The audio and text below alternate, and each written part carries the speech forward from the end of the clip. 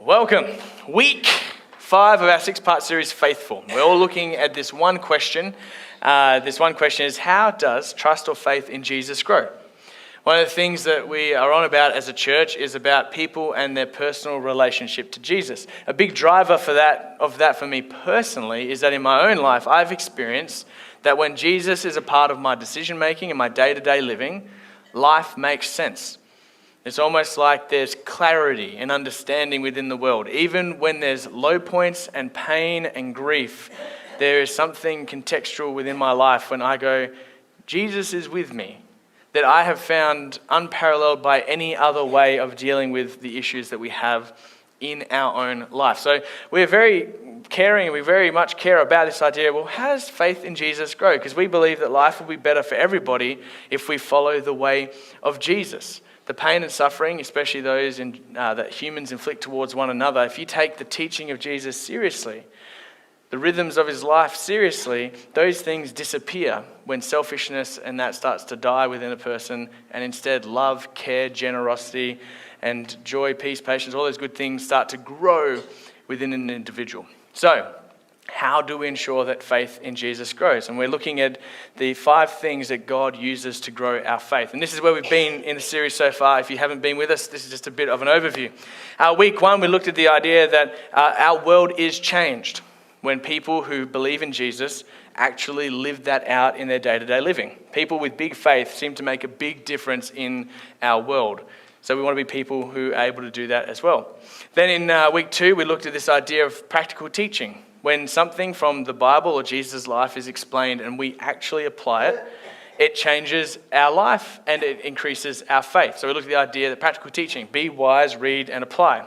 Then we looked at personal ministry, the idea that when you take time out of your schedule to serve other people, that actually changes our lives when we give up the time that we have and it impacts another person's life.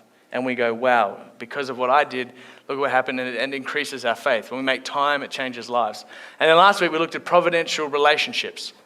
The idea that you can't force a providential relationship, that's why it's providential. It's from God. It's in God's timing. But you can ask the invitation. Will you come and sit with me? Will you come and be a friend with me? And then see what God does with it after that. Because friendship is one of those things. It is a huge on-ramp to faith. But when it's lacking or it's not there, friendship can be an off-ramp to faith. We talked last week about the idea that most people will walk away from a faith community and friendship with people from a faith community before they actually give up on their own faith. So those are the things we've looked at: practical teaching, personal ministry, providential relationships. And today we're going to look at private disciplines. The 4th thing that God uses to grow our faith is private disciplines. And I begin this morning with a confession. I'm not good at this one. Practical teaching, I get. Providential relationships, love it. Personal ministry, all for. Private disciplines, discipline. Maybe that's the word that I struggle with. Here's the thing, I just want to confess. And some of you are with me on this, and you're going to be like, I get your struggle, Josh, understand it. And some of you are going to look at me like, just do it. Why are you complaining? Okay, I struggle all the time with staying consistent. Staying in one direction. Hobbies. I change hobbies all the time. I went through a period where I really liked chess. Then I played Arno a couple of times. He beat me. And I went, chess is stupid. And I haven't gone back to it. I change my hobbies all the time. Food. Man, I will eat well. Then I won't eat well. And there's no middle ground. If the chocolate's in the house, it's gone. So I need to stop it before it enters my house so that it doesn't get consumed. Whereas my wife, she'll just be like, just don't eat the chocolate. I'm like, but you don't understand, Marnell. That's not how the system works. It needs to stay out of the house, not come into the house. Money. I have times where I'm like, I don't spend a dime. And then other days where I'm like, yard work.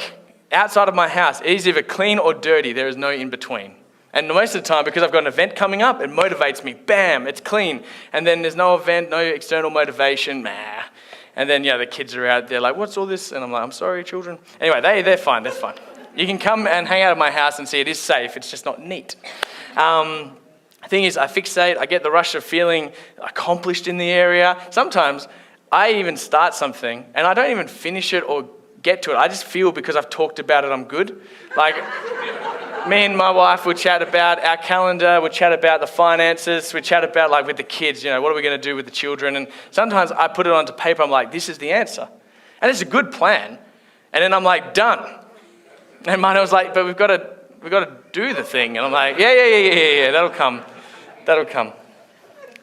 Mano, my wife, super consistent. She doesn't understand me.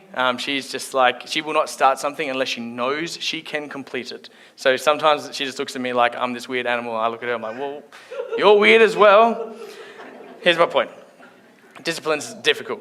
Some of you guys, just your personality and the base way you operate, it's a blessing. Discipline, you're able just to delay gratification and do things well. Because discipline is all about moving in the same direction over a prolonged period of time. For some of us, we have to fight really hard for that. For some of you, you just like walk into the room and you're just like, my finances are in order, bam. My diet's in order, bam. Everything works and good for you. Anyway, we're all different. But what I've found thankful, and what I'm very thankful for, is that even though I struggle at times with getting things into place, when I do get some core stuff into place, I love reaping the benefits of it. There's a few areas where, because of how I operate now in my current season of life, I've managed to actually put some stuff in there where I go, wow, I'm actually proud of myself that I was being able to do this. And when I was reflecting, I'm like, there's a few things I've done. I'm like, that's good work. And so I just want to share a couple of the things here. One of the things that I really appreciate that I've put into my life is phone notifications. I used to, when I first got my phone and social media and all the annoying beep beeps, and notifications, I used to back in the day just have them on constantly. I have none now. That's why sometimes I don't go on Facebook Messenger for like a week and then like someone's trying to contact me that way. I'm like, I'm so sorry, I'll get back to you when I find that I go on that app. So outside of my text messages and phone calls, I don't get any phone notifications on my phone, and it's great, and it's very freeing, and I recommend for those of you who are younger, it's a great thing and a very freeing thing not to always be on, and to go, it's okay, they won't die if I don't get back to them in the next 5 minutes. One of the things I've really appreciated is I read more now. I could just be getting older. Maybe I hate gardening now. In 10 years, I'll be up here talking about the wonders of gardening. I don't know. Could be an age thing. Okay, appreciate that. Maybe gardening may not be my calling long term. But I read more. Since 2021, thanks to an app that Rob got me onto, Goodreads, I've been tracking my books. Since 2021, I've read 19 physical books, which I'm very proud of, because prior to 2021, not so much. I've listened to about 35 audiobooks, and I only recently discovered Spotify. You can listen for free for a few hours. So before I commit to an Audible purchase now, I go onto Spotify and I check it out. It's great. It's a beautiful system. Anyway, read more. As a family, our giving, as a family, we tithe and we give to 3 organisations regularly. We've built that habit of always making sure our money is not just all for us.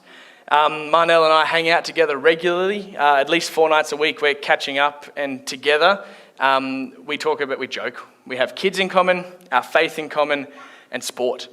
And outside of that, like, she likes to do like these arts and crafty things and stuff, and I like to do other things that's not that. So we don't have a lot of interests that bring us together apart from those core things, but we hang out all the time and chat constantly. And every night I have the exact same bedtime routine with all of my kids. And it's only if one of them falls asleep before I get to them, or if I'm out, because I'm out a couple of times a month, that I won't do it. But every night, every child gets the same blessing. God made you, Jesus love you, Spirit with you, God's got a plan for your life, don't you? Then they say, miss it, you're going to love it. And only Zion cracked it about a month ago, where, he gets them confused sometimes. So sometimes it's, God made you, Jesus love you, Spirit with you, God's got a plan for your life, don't you? Love it, you're going to miss it. I'm like, other way around. Anyway, he'll get there eventually. He's only 2.5. But my kids get the same thing every single night. And if me and Marnell don't do our blessing to the kids, they'll come up to us and be, hey, come on, nighttime, bedtime, routine, where's our blessing? What's going on here? So it's really cute and really fun. All those habits took time, effort, energy, and some of them are just to do with my stage of life. But the way it goes in life with how we put disciplines into our life is the same as it goes with our faith. In life, when we spend time building good habits that create good outcomes for our life, we benefit from that, whether that's with our sleep schedule, with our diet, with our exercise, with our finances, with how we spend our time with friends and family. When we create good habits and good rhythms, we benefit. And it's the same with our faith as well. When we have good faith habits and we have the discipline to put them into practice, our trust in Jesus grows. That's why the fourth thing God uses to grow our faith is private discipline. A prolonged decision, a pre-decision to go in a direction over a long period of time. Now you may be wondering, all right, what are the top private disciplines that would increase your faith? And luckily today I've got 3 for you. I've gone and done the hard work, and I've gone through all the lists, and I've compiled the data. These 3 are sort of the top ones that sort of come out from how people, when they talk about their faith story, generally these 3 things will feature. They'll talk about the fact that their faith grew when they spent time with God. Their faith grew when they figured out their generosity, when they were generous. And their faith grew when they were involved in corporate worship. Those are the 3 things that again and again pop up in people's faith stories. People seem to go, their faith grows when they engage in these particular disciplines. So we're going to go through them now.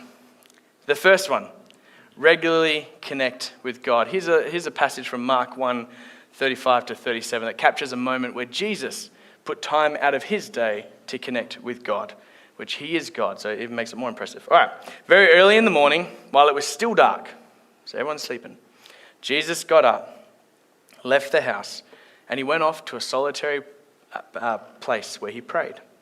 Simon and his companions went to look after him, and they found him, and they exclaimed, "Where are you? Everyone is looking for you." Now, the context for this is Jesus has rocked up, and he started healing people, and they love it. People love it when Jesus was meeting their needs, because we're people, right? If you had an issue and Jesus prayed for you and you were healed, you'd be like, that is a great guy. You'd tell everybody about it. So Jesus had people coming to him going, heal me, heal me. And Jesus woke up after a big day of healing, and everyone's expectation and the disciples' expectation is he's going to wake up and then get back to it. This is successful. Keep doing it, Jesus. People love it. Keep doing it.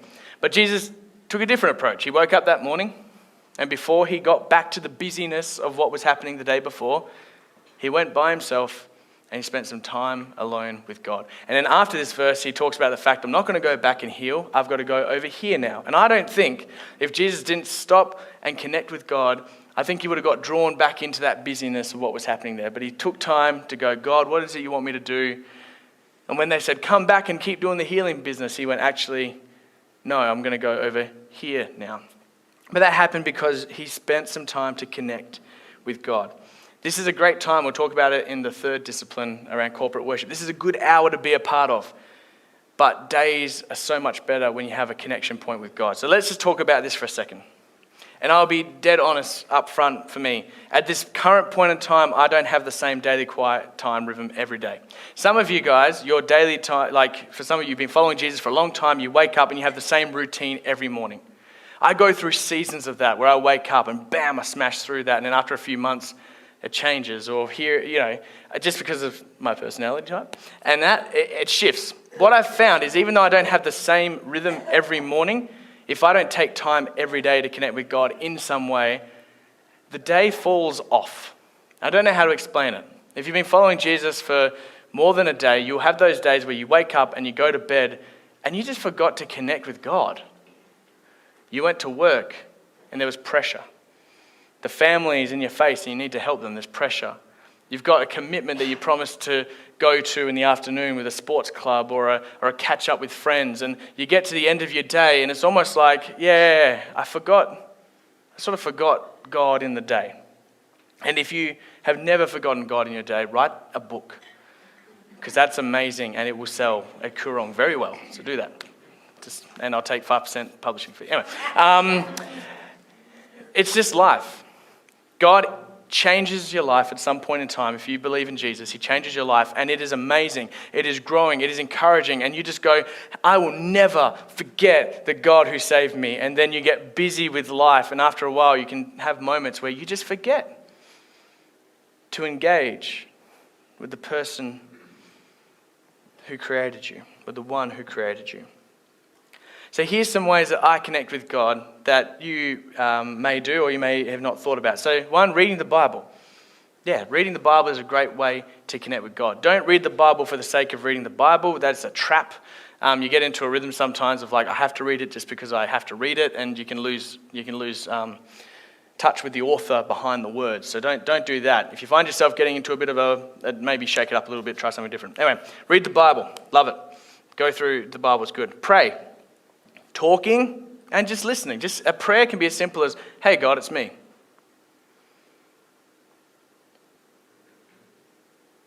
And just embrace the silence, because that might be one of the most powerful ways that God speaks to you. Worship songs. Listen to songs that talk about God, that encourage your faith. Nature. Some of you guys will say, I can't connect to God until I'm outside with the bush around me. I need to get out there and feel the gravel underneath my feet. I need to get outside and embrace everything good that God has created in this world. Perhaps through learning is a way that you can connect with God as well. Through community.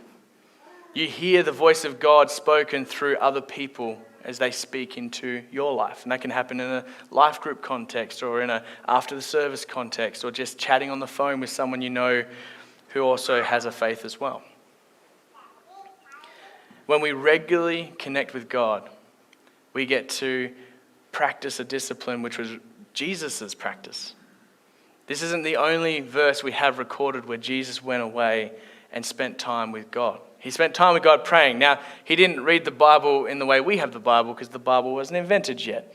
But he would remember passages, and because of his upbringing and because he's involved as a rabbi, he would know God's word and what it said. And he would go and spend time praying and thinking and just silence with God.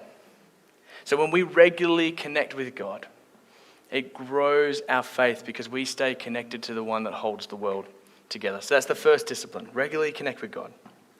The second one is around generosity and giving. Jesus says very clearly that probably the number one contender for your heart is going to be your finances. You can't serve God and money. And one of the things that happens when you have a little bit of money, you go, that's easy, Jesus. Money doesn't control me. I've only got $5 in the bank account.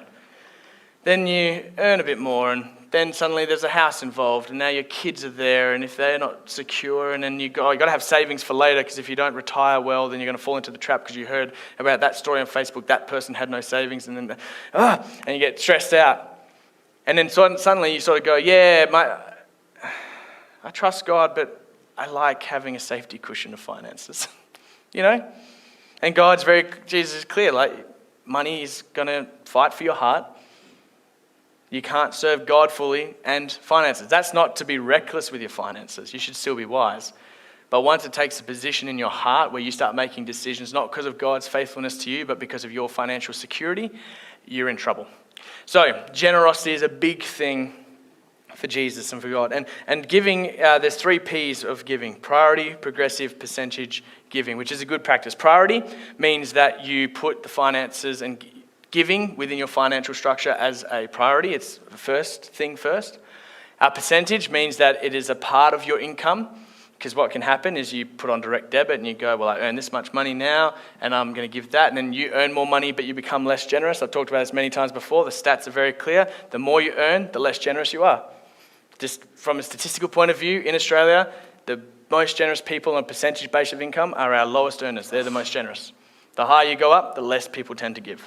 So don't be that. Be percentage people, and be progressive. As God blesses you and goes beyond your means, how can you give more?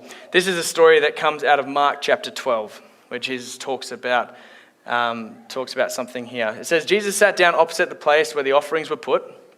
So they're in the temple, they're hanging out, and there's a place where people can go and give their offerings. Now, it's not like modern days where you go on your bank account and transfer it, or we have a giving thing, a little box on the wall out there, you go put it in there. You'd come and you would tithe, and you would give money, or you would give resources, and it was there, and it was being counted, and it was quite a public thing. And unfortunately, some people really liked the fact it was public, and they were coming up and going, oh, I'm giving this to God, and they were being a bit lavish about it. So Jesus is there, sitting the opposite where the offerings are put, and he's watching them put the money into the temple treasury. Now, the rich people are throwing around large amounts and everything, but then Jesus observes this little widow, small widow, poor widow, comes up and puts in 2 very small copper coins that were worth only a few cents, which compared to everybody else looked like nothing. Now, I love what Jesus does here. He sees something, he's got a point and he calls his disciples. Come on, let's learn together, disciples. Calling his disciples to him, he said, "Truly I tell you, this poor widow put more into the treasury than all the others because they gave out of their wealth. They already had enough to survive and they gave out of that space. But she gave out of her poverty and she put in everything that she had to live on." And Jesus goes, she gets it. She's not relying on the physical and on the wealth. She's relying on God. Giving money away reminds us that our money does not own us.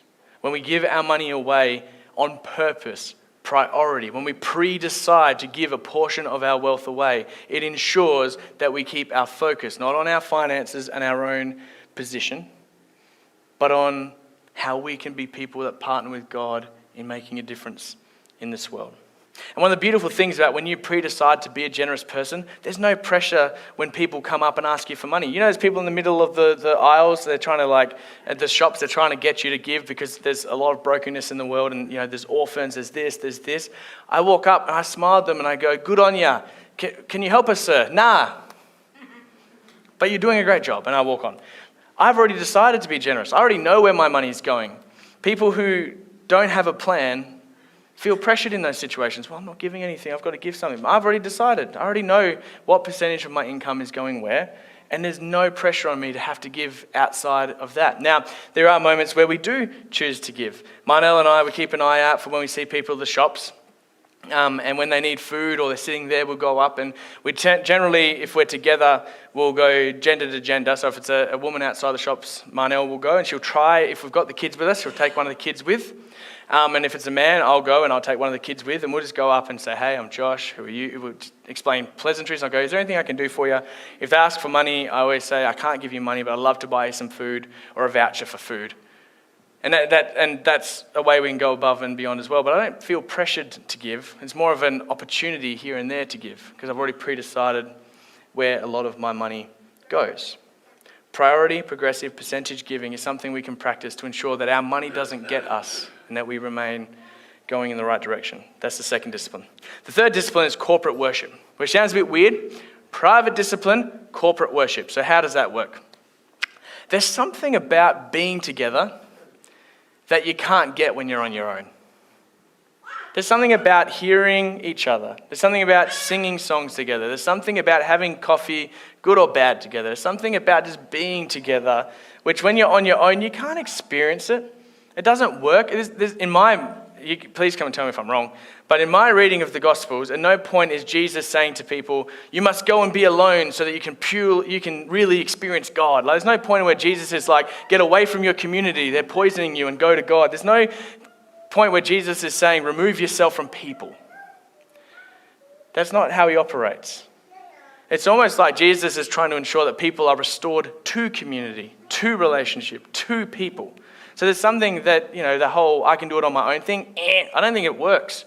There was a movement in the early church, the desert mothers and fathers would go out and remove themselves from society and they came back with a bunch of great sayings. And that was for a time, and that's a good practice to have within yourself of removing yourself from busy places to experience the peace of God. But as a practice where you're always on your own, it just doesn't work. So having the private discipline of gathering with people, not just on a Sunday. Maybe it's in the life group format. Maybe it's in a midweek format. But gathering with people that you can experience community around a commonly held faith is important. So corporate worship. John 17:20-26, Jesus is praying and he says this, "My prayer is not for them alone, for the people around the table. I pray for those who believe in me through their message." So Jesus is gathered with his disciples. He's just dumping a whole bunch of teaching and sharing a last moment with them before they get into the next part of his death. And he just says, "I pray not only for these guys who are around the table with me, but for the people who come to know me because of them. That those who believe in me through their message, that all of them may be one, Father, just as you are in me and I am in you. May they also be in us so that the world may believe that you have sent me." One of the things Jesus says that will be evidence to the world that he was sent by God is the fact that the people who hear the message are community together. So when there is dysfunction or disunity within the community of God, it actually goes against Jesus' own prayer for people. He says the evidence of me being sent from you will be that these people are one, that they are united, that they have community and good communion with one another. I'm going to go for leave. I'm going to be on leave for 4 weeks over June and July. And one of the things I'm really looking forward to is I'm going to get to go to other churches. I love this church. I love all of you. It's such. I was saying before the service to Brian, like this is my favorite time of ministry at the moment. Good friends, family. It's amazing. But what I love doing as well is when I'm not here with you guys on a Sunday, I like going to other churches. And our hope is that when I'm off for 4 weeks, I'll get to go to a few churches. And we might even hit 2 in one day. I love going to Riverview at night sometimes just to go and connect in there. It's just something about being with people who we may not share the same economic situation. We may not share the same schedule. We may not share the same life stage. We may not share the same perspective. But we share the fact that God has been good, even if our situation has not always been good. And we can sing about that, and we can share about that, and we can learn together, and we can be united together. And I love that I can rock up to another church, and I'm like, I don't know what you believe about everything, but do you love Jesus? Yes, I love him too. Let's chat. Let's hang out together. When I was down for my nephew's birthday a month or 2 ago, I got to go to Bridgetown Church of Christ. And it was just the most amazing thing to just go and sit there and be a part of their experience and just hear the message. We got to see baptisms. What a great day to be in church that was. Get to see baptisms where people publicly say, I love Jesus. They go into water, come out of water. We celebrate because their life has been changed by Jesus. And it was so great just to be there. I didn't know anyone. We just rocked up. Our kids were noisy at the back, but there were other kids being noisy as well, praise God, because I was like, our kids were like, this is a new environment, let's be nuts. And there were other kids also doing that. So I was like, yay. Because it's really awkward when you rock up to a church and you're the only kids being noisy and you're like, ah. Anyway, yes, if you hear kids at the back, don't do that if you can help it. help families out and don't be swivels as much as you can. Anyway. And it was just great just to be with them. I didn't know, or just to chat. And I got to, just chat to a few people there, get to know some people and go, this is good. I don't share life with you in common often. But today, I'm part of your community. And I can't get that when I am on my own. So in summary, there is power when we pre-decide to do something and then follow through. It builds our faith and it gets us to live holistic lives. When we pre-decide to spend time with God, to be generous and to be in community, God can do something with that. And our faith becomes stronger when we experience the faithfulness of God in those areas of our life.